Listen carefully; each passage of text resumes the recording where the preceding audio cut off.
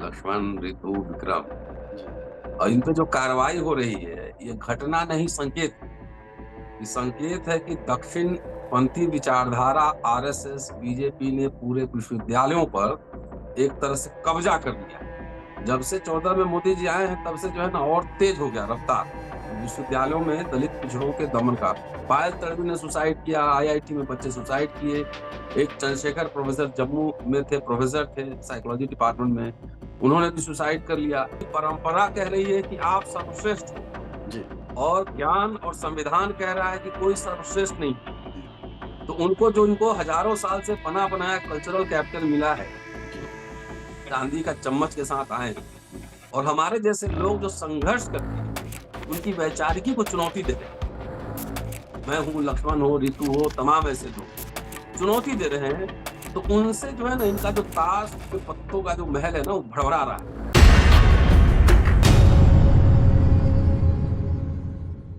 नमस्कार, मैं हूं अजय प्रकाश। दोस्तों, पिछले कुछ दिनों से लगातार लक्ष्मण यादव को लेकर पूरे देश भर में बहस का माहौल है। लक्ष्मण यादव दिल्ली विश्वविद्यालय में हिंदी की वह शिक्षक हैं जिनको कि परमानेंट नहीं किया गया। सवाल यह था कि वह 14 वर्षों से पढ़ा रहे थे, लगातार अपने विषय में पारंगत थे। स्कूल कॉलेज के छात्रों ने भी काफी समर्थन दिया और अब पूरे देश भर में यह सवाल की तरह बन गया है।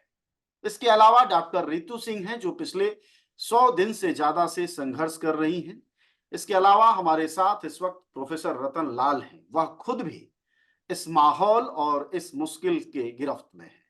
वह इन दिनों प्रोफेसर तो हैं लेकिन उन पर कानूनी शिकंजे हैं। इसके अलावा इलाहाबाद विश्वविद्यालय के असिस्टेंट प्रोफेसर विक्रम हरिजन साहब हैं, उन पर भी इस तरह की दिक्कतें हैं जिसमें कि विश्वविद्यालय ने माना है कि यह लोग किसी न किसी रूप में आपराधिक षड्यंत्र या आपराधिक कार्रवाइयों के हिस्सेदार हैं और उन्हें किसी न किसी रूप में प्रताड़ित किया गया है।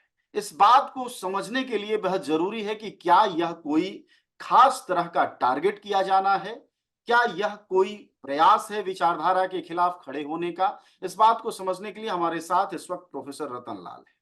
रतन लाल खुद 153 ए और 295 ए के तहत मुकदमे झेल रहे हैं।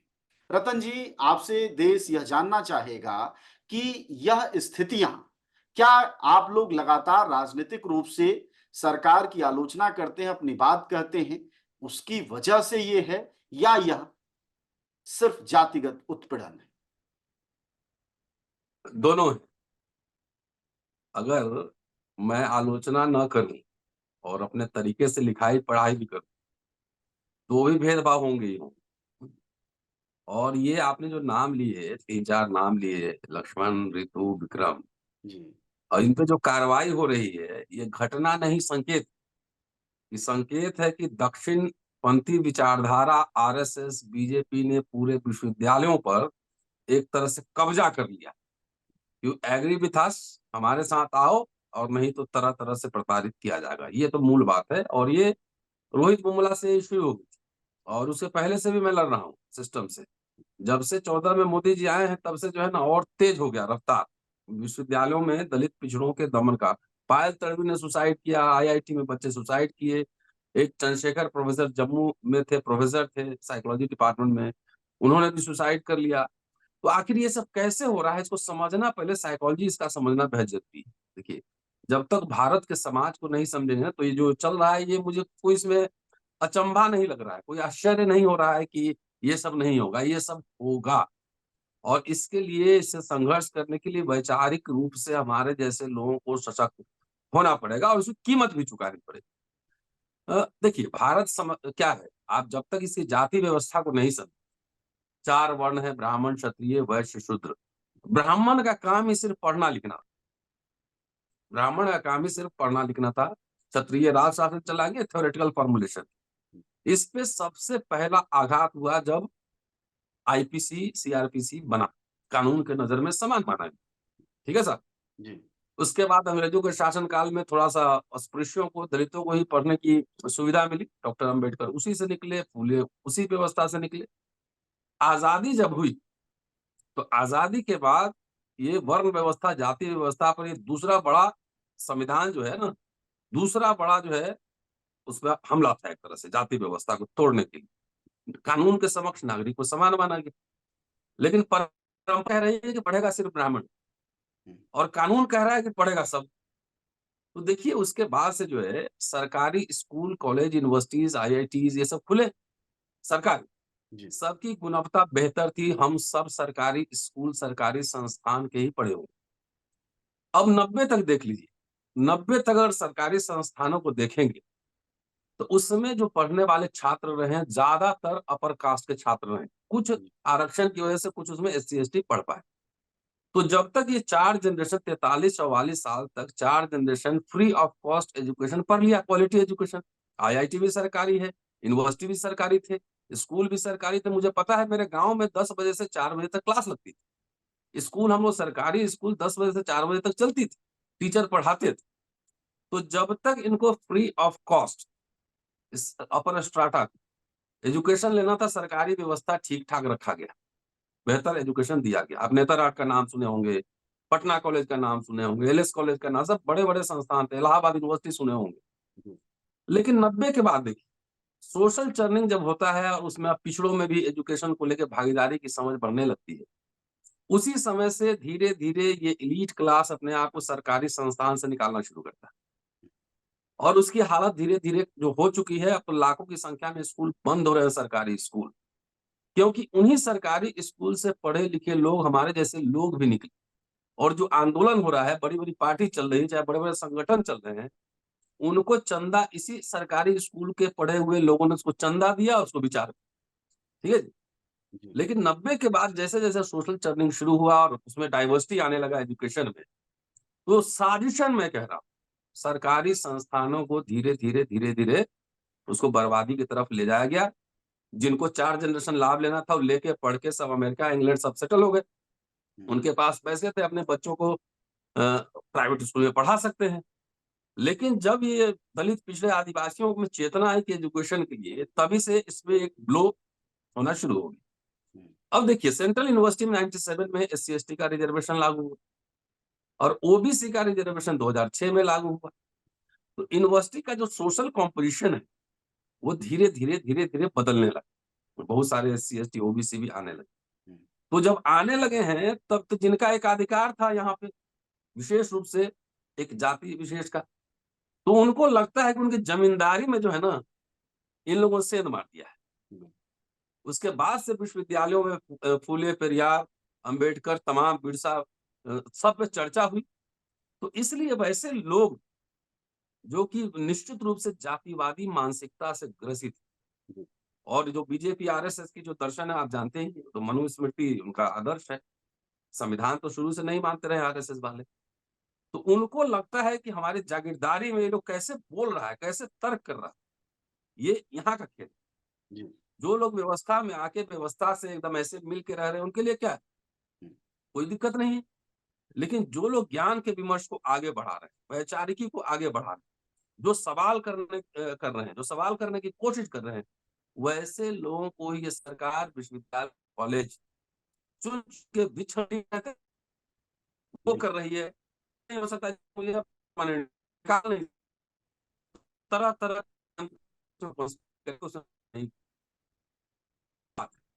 नहीं से अगर चेक किया जाए चेक करिए, जी और मेरिट का नहीं वो रतनलाल जी, आवाज थोड़ी डिस्टर्ब हो रही है। जी अपने आप ठीक हो गया हाँ, वापस आप। तो निश्चित रूप से ये जातिवाद, क्योंकि परंपरा कह रही है कि आप सर्वश्रेष्ठ हो, जी और ज्ञान और संविधान कह रहा है कि कोई सर्वश्रेष्ठ नहीं। तो उनको जो इनको हजारों साल से बना बनाया कल्चरल कैपिटल मिला है, जी चांदी का चम्मच के साथ आए हैं, और हमारे जैसे लोग जो संघर्ष करके उनकी वैचारिकी को चुनौती दे रहे हैं, मैं हूं, लक्ष्मण हो, ऋतु हो, तमाम ऐसे लोग चुनौती दे रहे हैं, तो उनसे जो है ना इनका जो ताश के पत्तों का जो महल है ना वो भड़बड़ा रहा है। बाबा साहब ने भी लिखा था ना अपने पहले संपादकीय में कि जी। 4 मंजिला इमारत है, जो जिसमें पैदा होता है उसी में मर जाता है, कोई इसमें सीढ़ी नहीं ऊपर नीचे जाने की। हम्म। तो संविधान ने आया तो उनका सीढ़ी लगा दिया उसमें, ऊपर नीचे जा सकता है। तो किससे समस्या हो रही है? जो लोग लिख रहे हैं, जो पढ़ रहे हैं, जो बोल रहे हैं, और ये एक शिक्षक का काम है। जी। शिक्षक का काम है समीक्षा करना, वैचारिकी को पैदा करना। हम्म। तो जो लोग ईमानदारी से अपना काम कर रहे हैं, उन लोगों को तरह-तरह से साजिश करके उनको फँसाने की कार्रवाई चल रही तो रतनलाल जी, है। दोनों बातें आप कह रहे हैं, विचारधारा की भी लड़ाई है, जाति की भी लड़ाई है। ऐसे जी, समय में बड़े स्तर पर हमला विचारधारा का है, जातिवाद हमारे इनहेरेंट में है। तो अगर इस जी। संघर्ष को, जैसा कि आप सब सोच रहे हैं और लगातार संघर्षों में शामिल हैं, कि इसको शिक्षा और संविधान बचाओ अभियान की तरह ले जाएं, तो इस संघर्ष को फिर एकदम। आगे कैसे बढ़ाएंगे? क्या यह जातिवादी प्रखरता इतनी ताकतवर ढंग से बनी रहेगी तो विचार की लड़ाई उतनी ही प्रखरता से लड़ी जा पाएगी? नहीं, नहीं, लड़ना ही पड़ेगा। ये तो जी। हज़ारों साल का इतिहास है। ये हम्म। हर युग में कुछ लोग आए हैं, जी। हाँ? वो तो लड़ना ही पड़ेगा। और धीरे-धीरे आप देश में देख रहे हैं, ख़ास तौर से आप जैसे सोशल मीडिया का ही कमाल है जी। कि ये गोदी मीडिया दिखाए, ना दिखाए कोई फ़र्क नहीं पड़ता। दुनिया भर में खबर जा रही है। तो वैचारिक लड़ाई है तो गौतम बुद्ध के समय से शुरू हुई थी। बाबा साहब ने कहा था कि भारत का इतिहास कुछ नहीं है, ब्राह्मणवाद और बुद्धिज़्म की लड़ाई का इतिहास जी। है और कुछ नहीं है यहाँ पे। तो वो तो उस समय से शुरू हो रहा है, फिर कबीर और तमाम नानक ऐसे लोग, रैदास, पेरियार, फूले, अंबेडकर, तमाम ऐसे लोगों ने इस संघर्ष को आगे बढ़ा। तो हम लोग कुछ नया नहीं कर रहे हैं। जो पेरियार साहब ने कहा, जो बाबा साहब ने कहा, जो कबीर ने कहा, उसी वैचारिकी को आगे बढ़ा रहे हैं और ज़ाहिर है कि मनुस्मृति और संविधान में टकराव है। तो जो संविधान को मानने वाले, जो न्याय को मानने वाले लोग होंगे, वो संविधान के पक्ष में खड़े रहेंगे। तो ये तो दोनों स्तर पे लड़ाई लड़नी पड़ेगी, जातिवाद की भी लड़ाई है और विचारधारा की भी लड़ाई। और इतना होने के बावजूद अब मेरे ऊपर आप इतने सारे मुकदमे हैं और तो बहुत सारा स्टोरी सब लोग जानते हैं। आप छोड़िए अभी एफआईआर तो 2022 में हुआ ना, जी। तो अब मेरा प्रमोशन क्यों रोक के रखा हुआ था 18 से? प्रोफेसर को छुट्टी मिलती है किताब लिखने के लिए, जी। छुट्टी क्यों नहीं मिल रहा 6 साल से? और आके मेरे कॉलेज में देखिए कुछ नहीं हुआ था, प्रिंसिपल मेरे घर के सामने कचरादान खुलवा दी है। तो इस गाँव में हम लोग जानते हैं कि एलियनेशन के, डिस्क्रिमिनेशन के कैसे तरीके होते हैं। हम्म। तो क्या उनके दिमाग में जिन्हें कचरा है, वो कचरा घर ही खो जाएगा? और मेरे दिमाग में किताब कॉपी है तो पीछे देख लीजिए किताब कॉपी नज़र आए। तो ये तो है तरह-तरह से आपको साजिश करेगी, महिला उत्पीड़न केस में फँसा देगा, है ना? वो अब लोग सुसाइड जो करते हैं तो सुसाइड बाद में करते हैं। जी। मेंटल प्रेशर इतना बनाया जाता है कि दिमाग की नस तो पहले ही फाड़ देता है इससे। हम्म। हम लोग चूँकि इतिहास, सोशल साइंस के छात्र हैं, ह्यूमैनिटीज़ साहित्य पढ़ते हैं, तो ये लड़ाई को हम लोग समझ पाते हैं। इसलिए हम लोग ये जानते हैं कि ये सब होना है, ये सब करेंगे। कि तो भारत के जो लेकिन शासक समूह है रतनलाल जी, न्यायप्रिय नहीं है। जातीय जातीय प्रतिनिधित्व के मामले में भारतीय जनता पार्टी इस वक्त सबसे बड़ी पार्टी है और उसमें पिछड़े और दलितों का प्रतिनिधित्व राजनीतिक तौर पर बहुत व्यापक और बड़ा है। इसके बावजूद आप कह रहे हैं कि मोदी के आने के बाद, मतलब 2014 के बाद, इस तरह की स्थितियां और बढ़ी हैं। इन दोनों का तालमेल क्यों नहीं? वही अच्छी बात आपने पूछा। पहले भारत के व्यवस्था को मैंने पहले उदाहरण दिया। जी। वर्णाश्रम धर्म, वर्णाश्रम धर्म समझ, क्षत्रिय राजा होंगे लेकिन इतिहास में सब राजा नहीं रहे क्षत्रिय। मुस्लिम भी रहे ना जी। 672 साल। हम्म। उसके पहले भी बहुत लोग रहे, गुप्त काल रहा, मौर्य रहा, तमाम लोग रहे। तो ब्राह्मणवाद क्या कहता है कि राजा कोई भी रहे, उसका काम है वर्णाश्रम धर्म की रक्षा करना, पहला काम। राजा कोई भी हो, उसका काम है वर्णाश्रम धर्म की रक्षा करना। अब आप समझ गए कि इसको एक्सप्लेन करो। जी। सांकेतिक प्रतिनिधित्व तो पहले भी होता रहा हम्म। कि एक कोष में से निकालो, एक को राजा बना दो और उसी उसी के हाथ में डंडा देकर बाकी को पिटवाओ। प्रतीक के रूप में आप राष्ट्रपति बना दीजिए, प्रधानमंत्री मोदी जी तो हैं ही। तो सवाल उन्हीं से पूछिए हम्म। कि आखिरकार आपके प्रधानमंत्री के काल में आपने 27 मिनिस्टर बनाए थे चुनाव से पहले, अभी आपने आदिवासी मुख्यमंत्री बना दिया, बनाइए। पिछड़ा मुख्यमंत्री बना दिया। तो उन्हीं से पूछिए कि बाकी जगह दलित पिछड़ों का प्रतिनिधित्व क्यों नहीं? वो कह क्योंकि देंगे कुछ बहके हुए हैं, अर्बन नक्सल हैं। वो तो बोल रहे हैं। आप कहने खुद ही बोले आरएसएस के प्रचारक हैं। जितने दलित पिछड़े हैं वो क्यों नहीं संसद में आवाज उठाते हैं? जी। हुँ? उनको अपने समाज की बात करनी चाहिए थी ना, संसद क्यों गए हैं वो? तो वो जनता के प्रतिनिधि आरएसएस के प्रचारक लोग, और आरएसएस की फिलॉसफी मनुस्मृति है, उसमें दलित शूद्र भी जाके उसी का आइडियोलॉजी बढ़ाए। समझ रहे हैं बात? तो जी। प्रतीकों की बात नहीं है। अपने समुदाय का अधिकार सुरक्षित जाति जनगणना क्यों नहीं करा लेते हैं फिर? ये सवाल मैं उलट ही देता हूँ। जब इतने प्रतीक बना रहे हैं, एक को राजा बना दो और बाकी को जो है डंडे से पीटो। हुआ ना यही? जी। भाई जब आईपीसी आया तभी ना अंग्रेजों के खिलाफ विद्रोह शुरू होगा। उसके पहले मुगलों के काल में, मुस्लिम शासन काल में सब तो घाल मिल मिला के चल ही रहा था ना, क्योंकि उन्होंने सोशल रिफॉर्म की बात नहीं की, इक्वलिटी बिफोर लॉ की बात नहीं की, यहाँ के वर्ण व्यवस्था, जाति व्यवस्था पे सवाल नहीं उठाया। तो दोनों मिलके यहाँ पे हुकूमत चला। ठीक है? तो इसलिए वो प्रतीक छोड़ दीजिए, वो सब भारत के इतिहास ही में ऐसा कि राजा एक को बनाओ और बाकी को उसी के डंडे से पिटवाओ। आरएसएस बात जानता है कि ब्राह्मण को हम प्राइम मिनिस्टर नहीं बना सकते, तो पिछड़े को बनाओ, दलित को भी बना देगा प्राइम मिनिस्टर। सवाल प्राइम मिनिस्टर बनने का नहीं है, सवाल है आपकी नीतियां कैसी, पॉलिसीज कैसे। एससी एसटी में एट्रोसिटीज की संख्या बढ़ी, क्राइम की संख्या बढ़ी। अभी भूखमरी की जो हालत है 80 करोड़ से 83 करोड़ शायद पहुंच गया है 5 किलो अनाज वाला। तो ये राष्ट्रीय गर्व की बात है कि शर्म की बात? ये समझना होगा ना। आप जितना मिनिस्टर मिनिस्टर आखिर बन के आप किसके लिए काम कर रहे हैं, ये इंपॉर्टेंट है ना। आप अडानी के लिए काम कर रहे हैं, आप मंदिर के लिए, मठ के लिए काम कर रहे हैं, कि जनता की भलाई के लिए स्कूल कॉलेज यूनिवर्सिटी खोल रहे हैं, अस्पताल खोल रहे हैं, उसको रोजगार दे रहे हैं। ये जी। असल मुद्दे हैं ना। एक प्रधानमंत्री बन जाए हमें क्या फर्क क्या? पड़ता, उसकी नीतियों से समाज को क्या फायदा होगा। एक ब्राह्मण है मान लीजिए, मंत्री हो जाए और वो ज्यादा बेहतर काम करे। भाई जवाहरलाल नेहरू या इंदिरा गांधी, ये तमाम लोगों के समय में सरकारी संस्थान बने न? हम्म। बने कि नहीं बने? बिल्कुल। वो तो दलित नहीं थे, लेकिन उसमें दलितों को रिप्रेजेंटेशन मिला कि नहीं?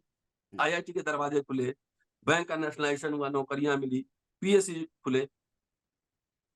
तो सवाल है कि नीति आपकी क्या है, ये सबसे महत्वपूर्ण मसला ये है। महत्वपूर्ण है। रतन लाल जी, अगला सवाल आपसे ये है, जो कि आप लोग अभियान पर हैं, कि शिक्षा बचाओ संविधान बचाओ।